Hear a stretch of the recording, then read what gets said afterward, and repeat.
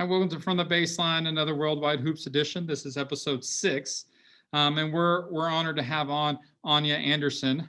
Anja is one of the under 18s, under 16s coaches there in Denmark with the Danish national team, and she's coaches at one of the sports schools there in Denmark, and has coached at various clubs. And so we talk about development pathway, players in Denmark, and so hope you enjoy this interview. This is From the Baseline with Premier Basketball. This is Mark Williams, Premier Basketball International Scout.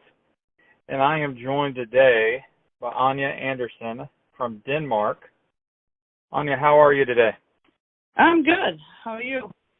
I'm well. How is, during this different time and struggle with COVID-19, how's everything there in Denmark? Well, I mean, everything is pretty much shut down. There's no basketball. There's pretty much everything is either ended or suspended. So there's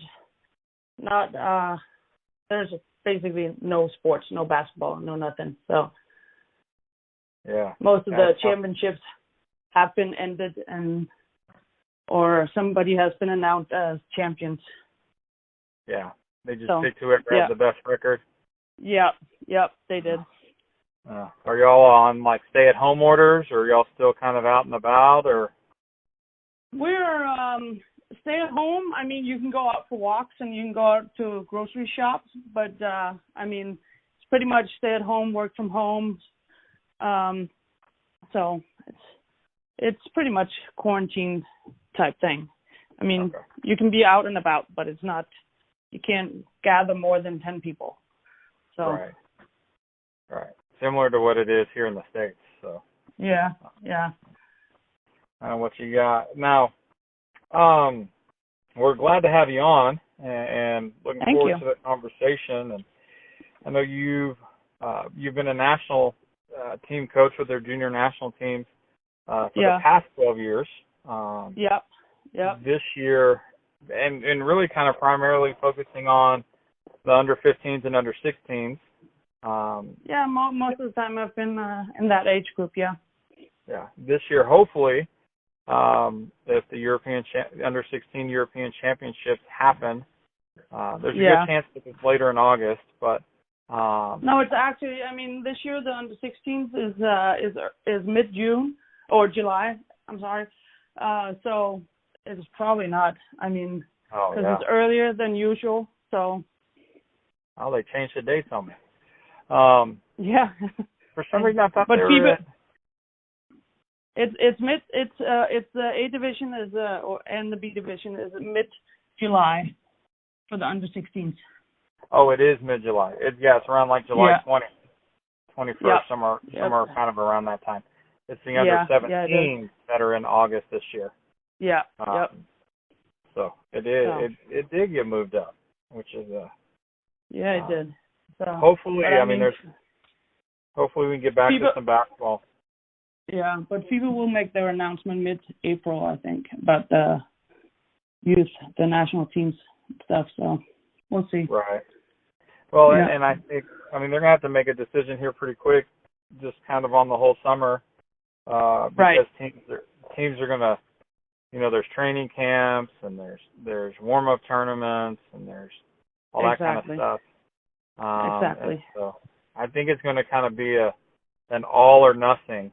Like either we're going to try to play them all, or we're going to play nothing when it comes to the under 18s, under 16s, and under 17s. So. Yeah, I think you're right about that. So we'll see. I mean, we have hopes, but I think it's slim to none, basically. But we'll see. Yeah. Well, and as much as we want to get in the gym, with people losing their lives to this virus, and basketball is just not a priority. Not that much of a priority. So. No. Hey, share a little bit about, you've been involved with the Danish development program now, with your experiences with the junior national teams and also coaching at various clubs. I know this year you're at the Falcon Basketball Club there in Copenhagen. Right. share a little bit for college coaches and the basketball fan. How does the Danish Basketball Federation go about developing their young players with the ultimate goal of hopefully some point on the senior national team? Well, I mean, basically the Danish system is a club system. So most of the year the players are in their club with their club coaches. So it's not like a school-based thing. But then we have the national team program where they are, we involve a pretty big number of players in the national team program to begin with, to sort of have a wide variety of players and see people develop. And we start from the under 14s and then move them up through the whole system. So we keep an eye on them, and they just develop through that. And we have like high schools where you can choose to focus more on basketball, and those are the high schools that a lot of the national team players go to, because they have it's the only places where they connect basketball and school, which they don't do in general in Denmark. So, and they have like extra morning practices and extra development from there. So and you said with these high schools, and I know we talked about earlier, some go to a 4-year school, and that's really a school that has the focus on sports. And then there's a 3-year system where you can graduate in high school in 3 years. Do the 3-year schools, do they not have sports at all? Well, they do, but it's not they don't have like extra morning practices, or they don't have, so you can have mornings off and do extra basketball. Right. So, and the 3-year school is pretty much the standard in Denmark for a high school. So you have to we have like a system that's called Team Denmark, where you apply, and then if they accept you in that system, then you can enroll in a 4-year school, in a 4-year high school, because then you're at a certain level. You have to have been in a national team selection process. Oh, okay. So to go to the schools that have the focus on sports, you have to have been involved in the national team. Yeah, it's like a general within Denmark. It's all the elite athletes that are that have to apply to Team Denmark, because then you can get extra tutoring, time for homework and stuff like that, so you can focus on your sports. So it's also like younger Olympic athletes in running or whatever it is. Right. So, now, how many of those schools are there in Denmark? There are 2 that have like the regular. I think it's 2 that have like the regular morning practices, but you can get approved for the Team Denmark and then go to a regular school, but you just don't have like extra basketball. Okay. So there's really 2. But there's one in Copenhagen mainly, and then there's one in Aarhus, which is part of Jutland. So, and those are like the main hubs of Danish basketball, like Aarhus and Copenhagen. Copenhagen being the biggest. Okay. Yeah, that's probably Copenhagen. I'm sure probably the biggest city in Denmark. Yeah, it is. It is the capital. So a lot of clubs are here, but Aarhus is also a big basketball city and getting bigger. So. Absolutely. Yeah. And so these kids are in a club at a young age. That club system develops them up. Does the federation use like breaks in school to kind of host like camps, like development camps, or is there active development with those national team kids throughout the year? No, I mean, well, we have national teams camp throughout the year. So we do, this year we had a national team camp in November. We have had one at the end of February, and then we were supposed to have one in May. And then from there on, it's national team summer. So we have it throughout the year. We have them to come to national team practice. Okay. Yeah. Okay.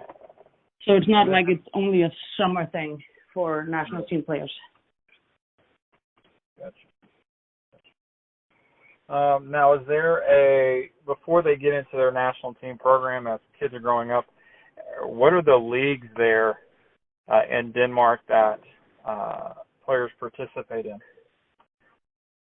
I mean, we have different level in when they're under 12, under 13 and up, then we have like different levels of championships, and so it's like it's regular club leagues. I mean, it's leagues that the federation put out. It's not there's not specific school leagues or something like that. It's just regular leagues from the federation, and then we have different levels. So. Oh, okay. So depending on the competitiveness of that club, as you get up to under 14s, under 15s, 16s, yeah. 18s. And then when it's under 17 and under 19, it's like a national league. So it's the whole country. When they're younger, it's divided into regions. Like there's a league in Copenhagen, and there's a league in Jutland, and so. But once you get to under 17, under 19, then you if you want to play at the highest level, you play in the national league. Right. How many do your top Danish players? I'm sure once they get to under 17, they're probably playing on a pro team or as an amateur player on a pro team. Well, I mean, for the women's side, we don't have really pro teams. We have like the top women's league they have Americans on the team, but it's not a pro team. Okay. So, and right now our top women's league is very young. So some of the players that are Alberta, for example, she plays in the top women's league. Okay. And it was on the team of the year this year. As well as was Frida. They were both on the Women's League Team of the Year this year. Okay.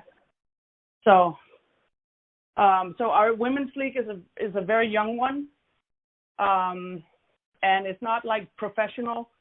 It's more like it is the top league, and there are good players, but it's not a professional league in the sense that it is in other countries, I think. Okay. Yeah. I mean, they have foreigners and they pay some players, but mostly the foreigners are paid, and basically maybe with some of the older Danish players are paid, but nobody else. Right. Okay. So that makes sense.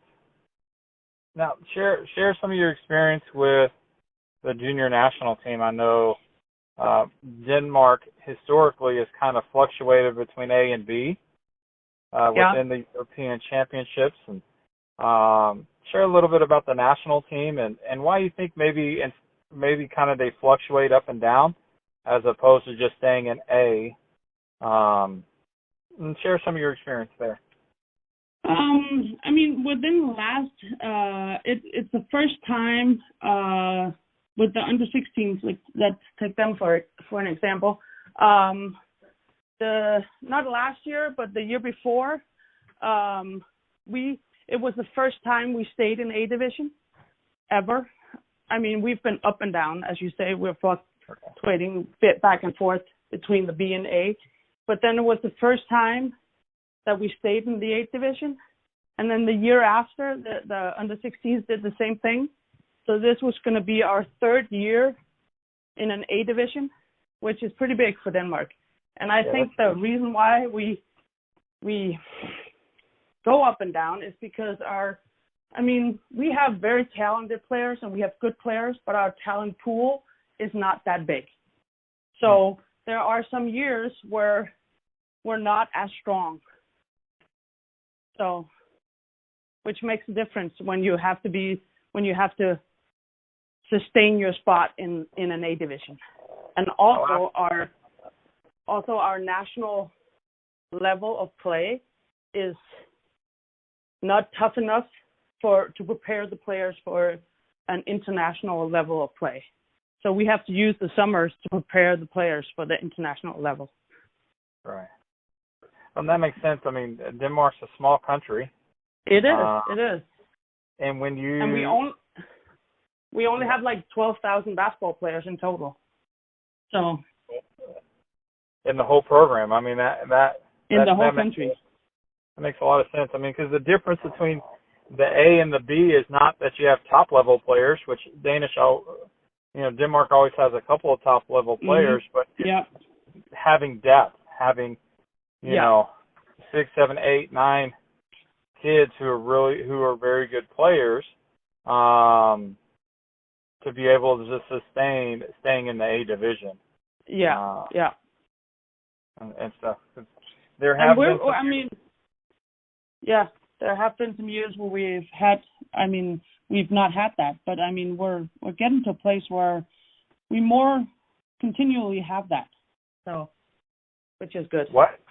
Why do you think it's just that you've had just good years the last couple of years, or has there been improvements within the development program or improvements from club participation? Why do you think? I think there have been. I think some of our top or better players get to play on, let's say, a women's team, which gives them extra learning. And developing a lot more. And then we've had, I think a lot of the youth teams are trying to travel to get out of Denmark, to play in Spain, to play in Italy, to play somewhere else, or to play in Lithuania, where you can get a level of competition that you can't get in Denmark, which gives the players something to work for or do something and try different things. Right. So that's important. I mean, if you're going to rise to the level of your competition, and if you aren't getting out of Denmark and playing in more competitive leagues or tournaments, then your view of being really good is going to be low based on what it is there within the Denmark league. And so it's important once you have success to raise that bar and to go, okay, let's look at it on a national level. And I think, some of the clubs have been very good at traveling and trying to experience new things. And that helps because the players have tried something different instead of just playing in Denmark or in Sweden or, somewhere close. So I agree with you on that. Now, what is the Danish Federation's view on Danish players come and playing at a university in the United States? Are they in favor? Is it kind of a mixed bag depending on who you're talking to, or what's their view on that? I think in most terms, and I can't speak directly for the federation, but I think in most terms they are in favor of it because there aren't really that many opportunities for female players in Denmark. Once we have our 16-year-olds, our 17-year-olds playing in the women's league, and that's supposed to be the thing that you reach for. So if they want to try something more, it's either going straight into pros in Europe somewhere or going to college. And I think most of the kids and their families like the idea of going into a high level. They can improve, they can get something, and they get the education. Absolutely. I think and that's huge. So, it is huge. It is. So, and that's, now, go ahead. If I'm a college coach, and I see game film on a Danish player, or I happen to catch them at the European Championships, or the variety of places you can see them play. What's the best way, or what's some advice that you would give college coaches that want to recruit Danish players? What's the best way to go about that?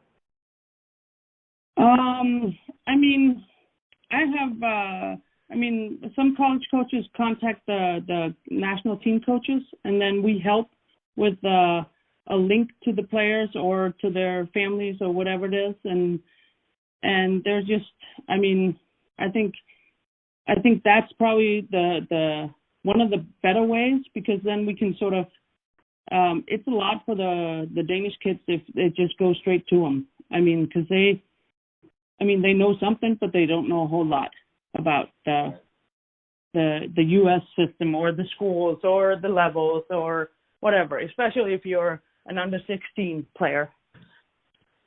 And then there's also the age, or when can they contact them. So, I've had different schools contact me, and then I've helped with the connection to the players.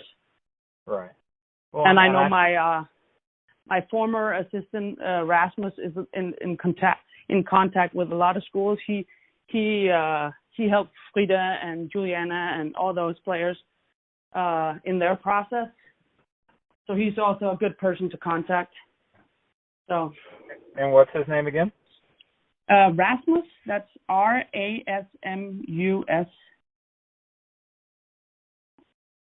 Okay. Yeah. Yeah, and I my experience with a lot of your national team kids, but kids who are outside of the United States, is the process for the United States is so different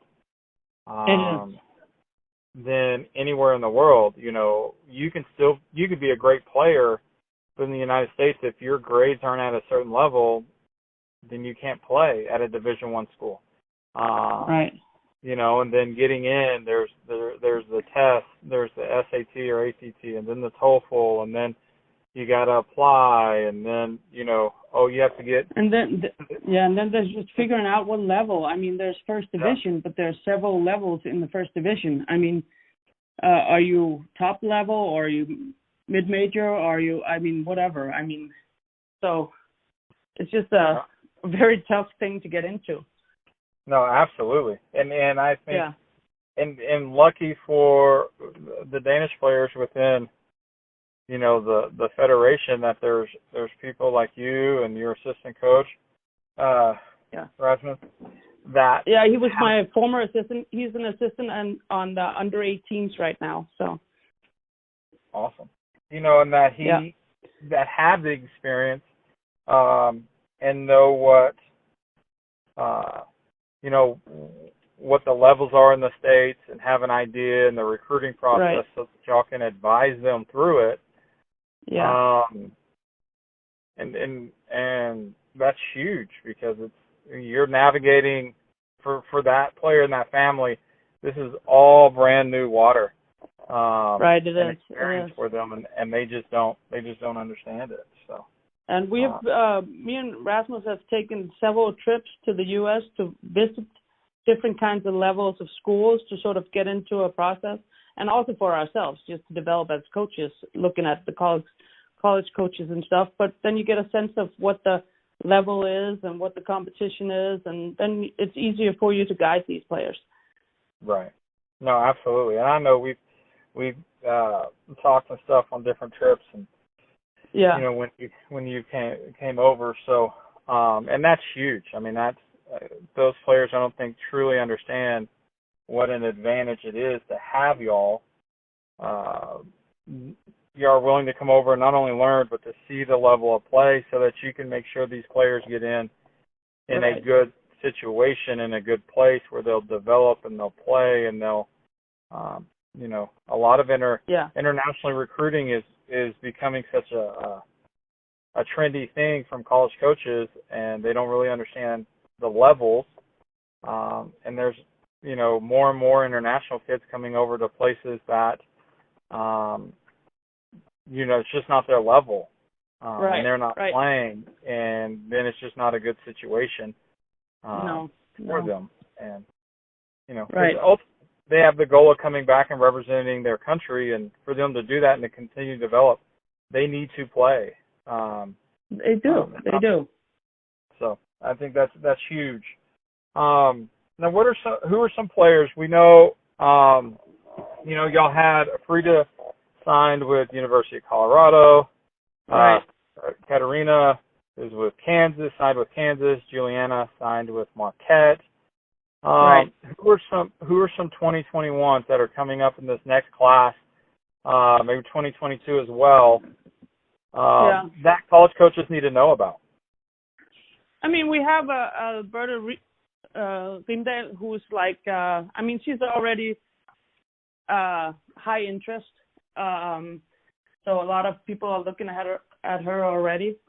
Also, she was in the NBA basketball without the NBA camp, so she has a lot of opportunities.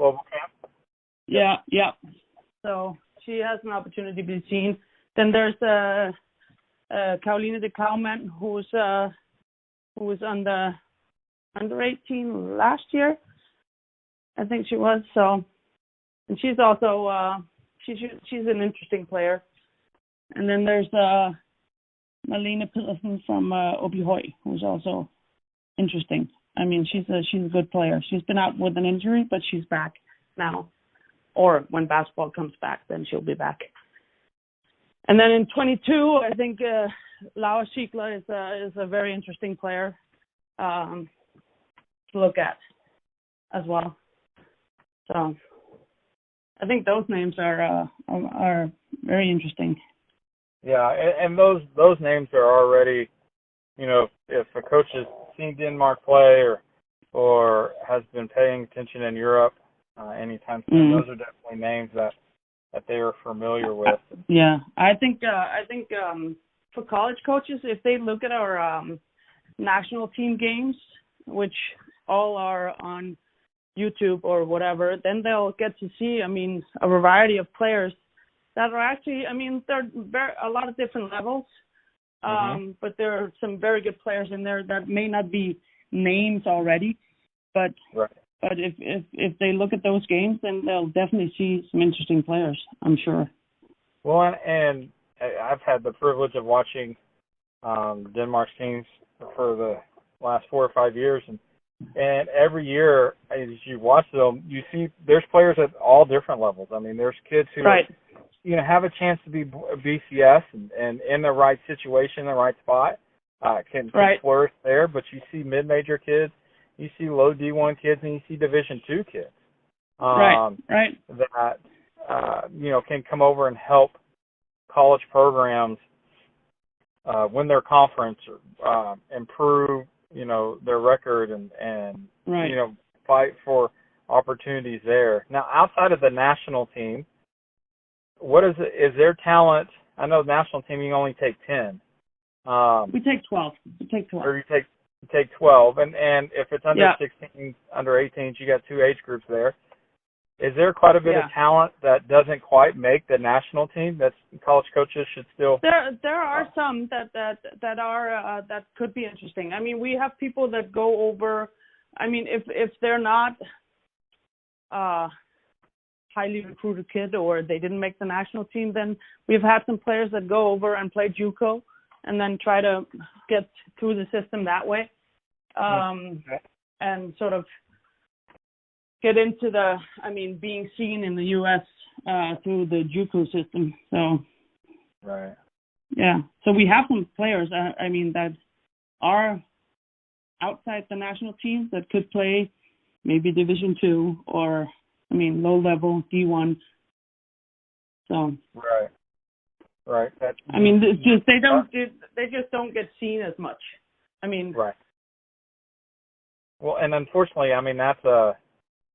that's a deal with recruiting all over the world.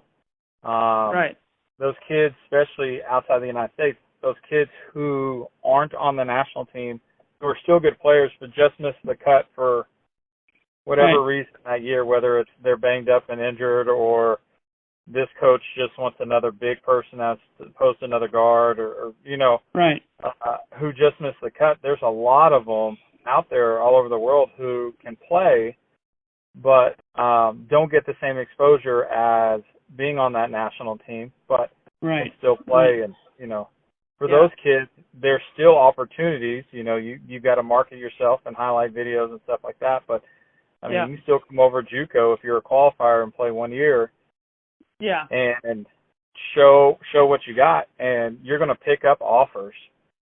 Exactly. And so that's a pathway for them as well. Yeah. And some of them do that. I mean, I have players on. I have an under 17, under 19 team in Falcon, and I mean, not all of those players are on the national team, but there's still girls that want to go to the U.S. I mean, even if they're not on the national team roster. So I'm trying to help them get noticed somehow. So absolutely. Yeah.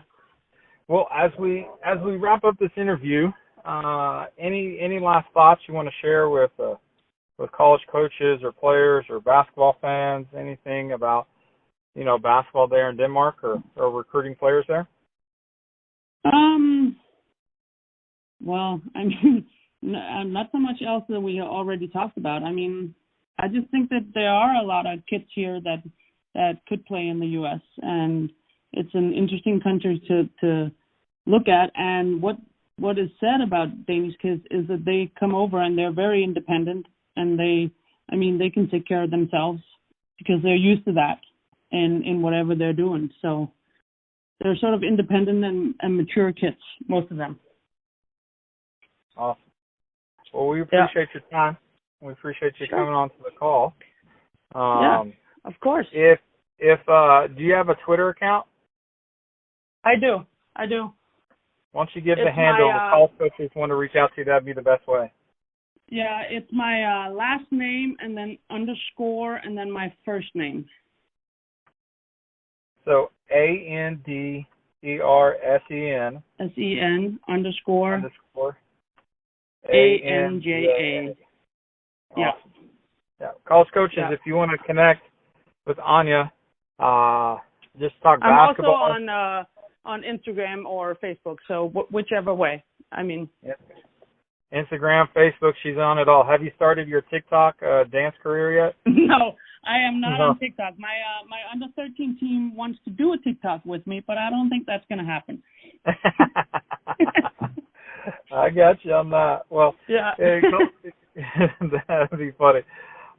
College coaches, basketball fans, you want to connect with Anja? You can connect Twitter, Facebook, Instagram. She is there, and I know she makes many trips to the States and sits in on practices and games, and she would love to come over and watch your team work out and learn a little bit. Of course. And so she'd be a great resource there. So we appreciate you coming on the call, and thank you for having me. And for Premier Basketball, this is Mark Williams from the Baseline.